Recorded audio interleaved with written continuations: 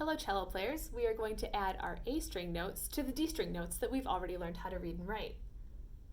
I have our bass clef, I have our music staff, we have our D string notes written here in blue. So we already have 1, 2, 3, 4 beats worth of music here. I'm just going to draw a bar line to separate. And then I'm going to start with our A string notes.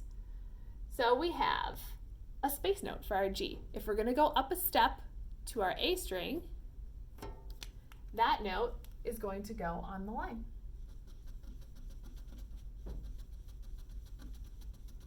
And we know we have run out of fingers on our D string, so we know this will be our open string. We already know that it's called A, so I'll name it. But quick word on the musical alphabet. The musical alphabet goes A, B, C, D, E, F, G, and then after that it cycles back to A. Okay, so we're on our A string. This is our first note. So we're going to step up. Our next note sits on top of our music staff. It's right on the top, just like a bird on a telephone wire. And our musical alphabet continues. A, B. We're going 0 to 1. 2 more notes to go on our A string, but we've run out of lines and spaces on our music staff.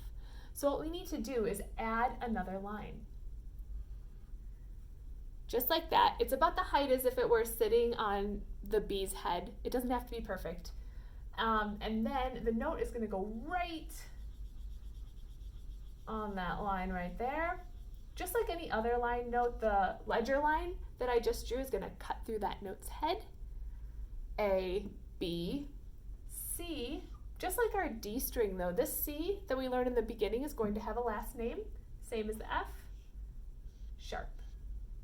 And just like on our D string, we're going to skip our second finger in the beginning, go 0, 1, 3. One more A string note rather to go. I'm going to draw that same ledger line, just a little bit over for the next note. And this note is going to sit on top of the ledger line. 0, 1, 3, 4, A, B, C sharp, D. So you can see our notes step up from our D string all the way to the A string. So you may think, I already know a D.